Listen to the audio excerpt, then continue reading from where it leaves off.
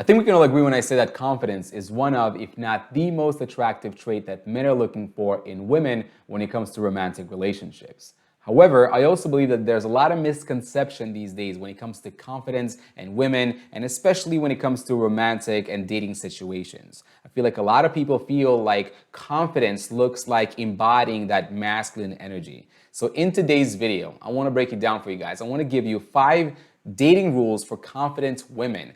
5 rules that are going to allow you to stay within that feminine energy while also exuding that confidence that will attract the right partner, the type of partner that you actually want to attract. If you're new here, my name is Lion and I make videos on dating and relationships from a perspective of a man, specifically catered to women. So if that's something that you're interested in, if that's something that you want to learn more about, please consider subscribing to this channel. So without further ado, let's just dive right into it. Number 1, and I'm going to take the band-aid right off with this one, but confident women understand and accept the fact that they can't really like a man unless they have been on at least 6 to 8 in-person dates with the guy. So what does that really look like and what does that really mean? You see, I talk to a lot of women, and one of the things that I often hear is, but I really like this one, but I really like him. But this one is special. This one is a little bit different. I really, really like this guy. I want to make this work. And one of the questions that I often ask them as a follow-up is, okay, well, tell me a little bit about this relationship. How long have you been dating, right? How many dates have you gone on up until this point? And what I hear most of the time, right, is that they're at the very early stages. So they're either been on 1 or 2 dates, or maybe at most times they haven't even been on a single date. Their entire perception of the guy is really been made up of texting or maybe a couple of phone calls, maybe even a video chat. At some points, they've been on a single date or maybe been on a couple of dates. Although you might experience that hormonal attraction, that physical attraction towards the person, whether that's because he's really physically attractive to you, or maybe he's saying or doing a couple of things that you really wanted to hear and you really wanted to see, and that makes your brain sort of fire up all of these hormones that are creating that chemistry, literally, because your brain is firing up all these chemicals. But at this point, I want you to understand and I want you to accept the simple fact that you don't really know him yet. Confident women understand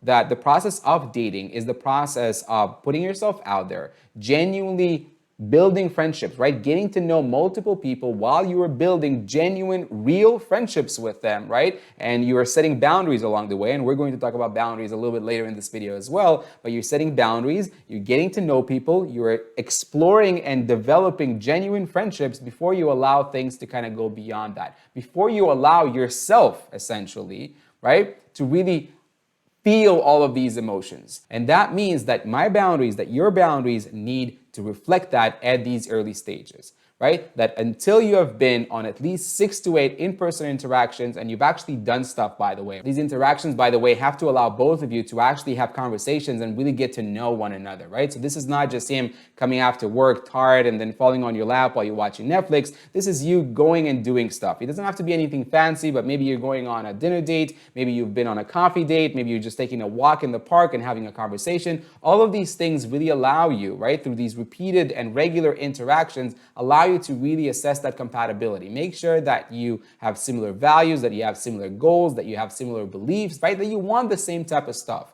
right? It also allows you to really assess that attraction, right? Are you really attracted to them because you're coming out of that scarcity mindset? Are you really attracted to them because you're desperately trying to make things work? Or you're really attracted to them because you have genuinely taken the time to get to know them and now you know that this is the right person for you. So again, until you have been on at least 6 to 8 in-person dates, in-person physical interactions, right? You can't really say that you like the person at that point. Number 2, and this one is going to drastically change the way you date. But ladies, you are single until you are not, with everything that entails. Again, you are single and so are they until you are not, until you are in a relationship with each other with everything that entails, and your boundaries need to reflect that. Now, how does this look like and what does it really mean? You see, a lot of people today are creating all of these made-up terms. These made-up terms are allowing people to share and give each other these, what I call, relationship benefits without actually earning and without actually being in a relationship with each other. So I am talking, among other things, about things like sleeping with each other, kissing each other, maybe going on vacations with each other, helping each other with, their cleaning, their cooking, their chores, their kids, each other's maybe businesses or jobs, really being a part of each other's lives, really allowing and giving each other these relationship benefits, things that normally come along with an actual real romantic relationship. But people have been making up these terms, things like we're exclusively dating. So we're not in a relationship, but we are exclusively dating. So therefore we can potentially sleep with each other and hang out at each other's places, introduce each other to our loved ones, and all of these things, right? Confident women understand that what that does, right? Allowing each other and giving each other, especially giving him these relationship benefits, creates that very false sense of intimacy, but it also creates a very strong, right, emotional attachment by engaging in all of these different activities. And again, this is not just sleeping with them, but all of these other things that I've mentioned as well. They fire up certain hormones in your brain, right? The bonding hormones. They release a lot of oxytocin and a whole bunch of other hormones that are clouding your judgment and are making it very difficult, if not impossible, to really continue analytically assess that compatibility. You see, at this point, if you're already giving him all of these relationship benefits, it becomes very difficult for you, again, if not impossible, right, to really see, hey, is this the right person for me? Because if he's displaying certain red flags, your tendency at this point is to just shove them under the rug, right? If he's telling you or showing you directly or indirectly that he might not want exactly what you want, since you are already getting so attached, you tend to try to change things or hope that he will change his mind or try to force things, to work at this point. You are not leaving because, again, you are creating that very strong emotional bond. So in order to avoid that, you have to remember that, again, you are completely 100% single, and so are they, regardless of what they tell you. Even if they tell you that, hey, I'm not seeing anyone else, or I want to be exclusive with you, or all of these things, again, understand that all of these things are made up. You're either single or you are in a relationship. And if you are single, that means that you are setting these very strict boundaries for yourself along the way that are supposed to allow you to continue staying analytical, being able to assess this relationship analytically. And again, what makes it very difficult to do that is that emotional bond, is that emotional attachment, is the lack of boundaries. This is the shortest way to end up in a situationship, to end up 10 months or 2 years down the line, hoping that eventually things will change. Number 3, and we introduced this in the previous 2 points, but confident women set very strict boundaries for themselves during the dating process. Again, your boundaries, ladies, are for you. They're your guidelines. Your boundaries are not person specific, are not situation specific, right? It's not that, oh, this guy is cute, so we don't need no boundaries, and this guy maybe was a little disrespectful, and therefore we do need the boundaries. This guy I like, therefore no boundaries. This guy I don't like so much, so I'm going to set all of these boundaries. Your boundaries have no exceptions because, again, they're not person specific, because your boundaries are not for them. Your boundaries are for you. You are setting these strict guidelines for yourself right from the get-go, even before you meet anyone. And as you're meeting these people, you set a very strict set of boundaries, the exact same boundaries for every single situation. That's going to allow you to take the guesswork out of dating, also to learn how to enjoy the process of dating, and also protect yourself throughout that process. So you, again, actually enjoy it and stop going through these emotional roller coasters where you have no boundaries and you get hurt, and then someone says the right things and you're really happy again, and then up and down again until you just decide to quit on dating altogether. So again, your boundaries are for you. Your boundaries should be protecting you, again, like we mentioned before, from all of these things that create a premature emotional attachment. So if you introduce them to your loved ones, to your children, or to your parents, or to your best friends, right, that creates a bond. If you go on a trip with them, on a weekend getaway with them, that again creates that same bond. If you invite them over to your place and you watch Netflix every weekend, that creates that same bond, right? So confident women understand that, again, at these early stages of dating, you are genuinely just creating these friendships. And when I say friendships, right, I don't mean friendships. I don't mean like a fake friendship until you are actually in a relationship, but actual genuine friendship. So if you wouldn't do that with your friend, you shouldn't be doing that with someone you are dating at these stages. So you're setting these boundaries to make sure that you're leveling the playing field, right? You're making sure that you are genuinely creating these friendships until you feel like you are then ready to take things to the next level. And at that point, you start changing, right, and adjusting some of these boundaries. But until then, confident women set very strict boundaries for themselves. Again, you don't have to communicate that to them. You don't have to tell them, hey, here's my boundaries. Here's what you need to follow. These guidelines are not for him. These guidelines are supposed to allow you to know when to say no, when to say yes, right? And when to walk away. Number 4, confident women date multiple people at the same time. And before you jump from your seat and you tell me that I'm wrong, right? When I say date multiple people at the same time, I mean make sure that you follow these points before that, which will allow you to then do that, which will allow you to then date multiple people at the same time. You see, again, the whole process of dating, if you come to it from a place of confidence, the process of dating is the process of allowing yourself to really get to know people. As you're getting to know people, by the way, you're getting to know yourself a little bit more. You see what you like, you see what you don't like, you see what triggers you, you see what aligns with you. You're learning about the process of dating, you're learning about communication, you're learning about compromise, you're learning about all of these things that are supposed to help you and allow you to really build healthy relationships. So it is in your interest to do more of that. It is in your interest to put yourself out there and date as many people as you can possibly can.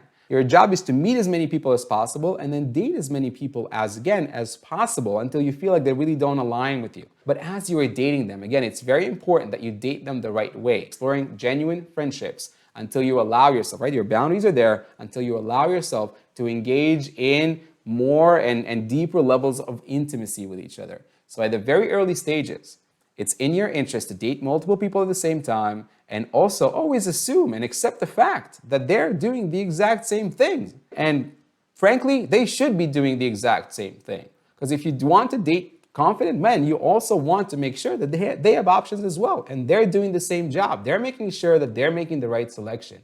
They don't want to, and just like you don't want to, just pick anyone that expresses any sort of level of interest in you right away, just to regret that decision a few months or years down the line. So if you don't want that to happen, you want to take the time to genuinely assess these relationships. And by dating multiple people, first of all of these green flags and red flags become a lot more apparent because you have something to compare it to, and you're also developing all of these skills way quicker. The other point that I wanted to mention, and the reason why dating multiple people at the same time is such a great idea at these early stages, is because it allows you to create and nurture that abundance mindset.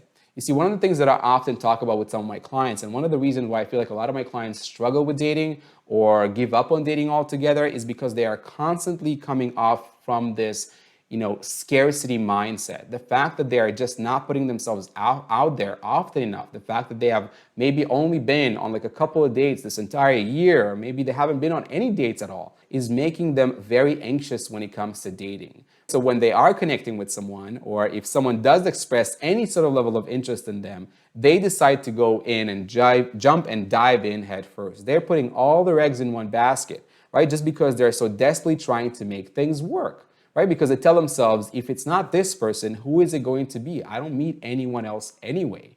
So they ignore the red flags, they ignore the boundaries, right? It makes it very difficult for them to actually assess compatibility with people because they're already at the point where they want to make things work so badly. They're desperately trying to force things to work. They're desperately trying to force the relationship.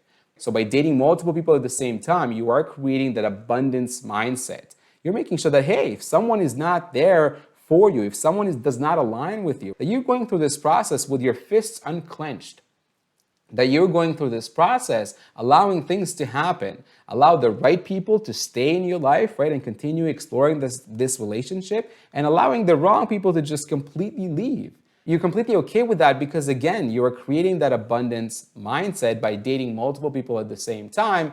And again, you're also assuming that they're doing the same thing as well. And if you're assuming they're doing the same thing, you're also setting very strict boundaries, which makes, again, all of these other points that we talked about up until this point a lot easier to actually adhere to. All right, number 5, and this one is going to be the cherry on top of the cake. But confident women choose. They don't wait or hope to be chosen by men. You see, what does that really look like? Confident women, right, as well as confident men, as they put themselves out there, they're way more concerned with whether or not they like the person they're spending their time with, whether or not that person has the things that they're looking for, whether or not that person is able to satisfy their wants and their needs and not the other way around. They're concerned with whether or not they like him before they get laser focused on whether or not they like you. You see, as you're getting to know men, as you're putting yourself out there, as you are dating, you are way more concerned with making sure that you are seeing the things and you're hearing the things that you want to hear, that adhere and align with your relationship goals, with your values, with your beliefs, before you start asking yourself, hey, does he like me? You see, one of the things that I often work on with my clients is that very simple but very effective mindset shift. Instead of putting themselves out there, right? One of the questions that I hear all the time is like, Lion, he did this, or he said that, or he texted me this, or what does this mean if he does this, but then he does that? Does he like me or does he not like me? And I'm like, okay, well, tell me a little bit about this relationship. How often have you been going out? How much have you been going out, right? And more often than not, this is just at the very, very, very early stages. And I'm like, why are you so concerned on whether or not you like him if you can't even, physically can't, because you just haven't been exposed to him enough to know whether or not you even like him, right? So before you focus on all of these questions, does he like me? Does he do this? What does this mean, right? Ask yourself, hey, do I even like him in the first place? Until you decide that this person has the potential to give you what you want, what you're looking for, that they have that already. Not maybe at some point they will, but whether or not they have these things. Until then, whether or not he likes you should be irrelevant to you.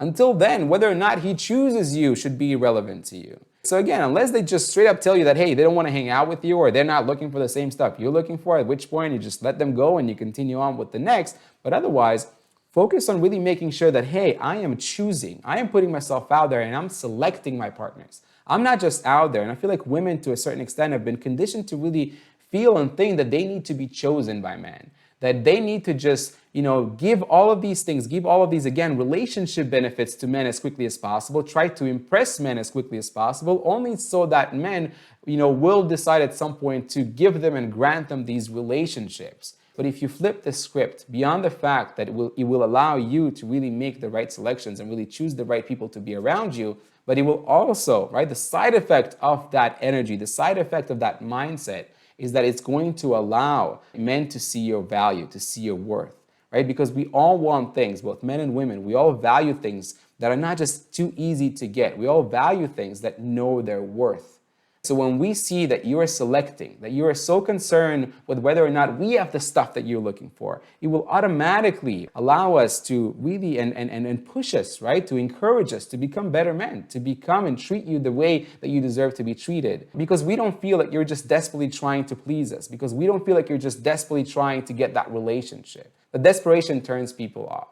So again, when you're putting yourself out there, choose. Don't wait or hope to be chosen. I really hope that you took a lot of value from this video. Again, this video is probably going to give you the breakdown on how to not only appear to be confident, but how to develop that confidence when it comes to dating situations. One of my biggest goals with this channel, with my coaching, is not to simply just promise you that you're going to find a boyfriend, that you're going to get married or start a family, but rather my biggest goal, right? And the reason why I talk about confidence a lot is because I feel that with that confidence, you will actually start truly enjoying the dating process.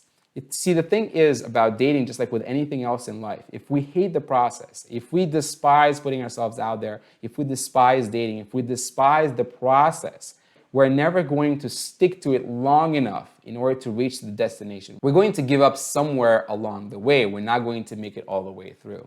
So if you start developing that confidence, which will allow you to enjoy the process, you will achieve all of these things that you want. You will get the relationship that you truly want all by yourself. Hopefully you found this video helpful. If you did, give me a thumbs up. Let me know in the comments. Are there any other things that you feel allow you to feel more confident when it comes to dating, or things that you have done yourself to develop that confidence when it comes to dating? I'll see you guys in my next video.